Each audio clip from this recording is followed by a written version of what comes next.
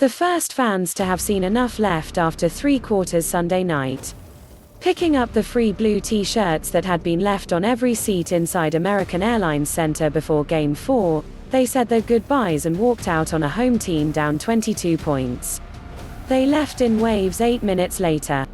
The final straw was seeing guard Reggie Jackson make a corner three-pointer to push the Clippers' lead over the Dallas Mavericks to 24, then strut back into the arms of a gleeful, whooping bench. Days earlier, at the height of the concern about the Clippers' future, Clippers coach Tyronn Lue saw a team not melting down but warming up. Surveying the film after Game 2, a loss that dropped the Clippers into a 2-game deficit in this best-of-7 series, Lue spotted what he thought could change the outcome. "We found out how we want to attack this team," Lue said.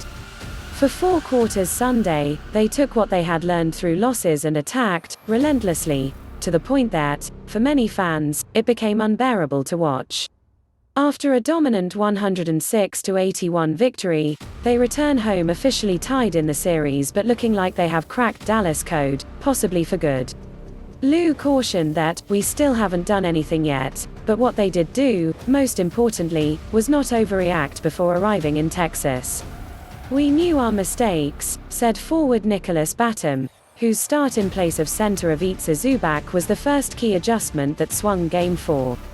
Since falling behind by 19 points in the first quarter of Game 3, the Clippers have finally solved those mistakes, outscoring Dallas 213-159. Batum said he saw no panic. "We're helping each other. We're trusting each other a little bit more," Clippers star Kawhi Leonard said. "We played pretty good defense the last 2 games.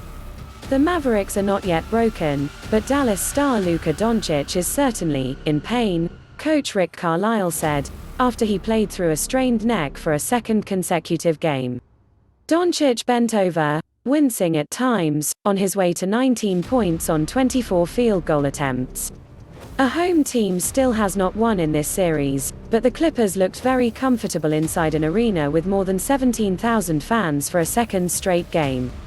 Leonard scored 29 points, making 11 of his 15 field goal attempts, and Paul George scored 20 points, making 6 of his 16. In one stretch during the second quarter, George stepped into a three-pointer and swished it. He ripped through the paint for a layup.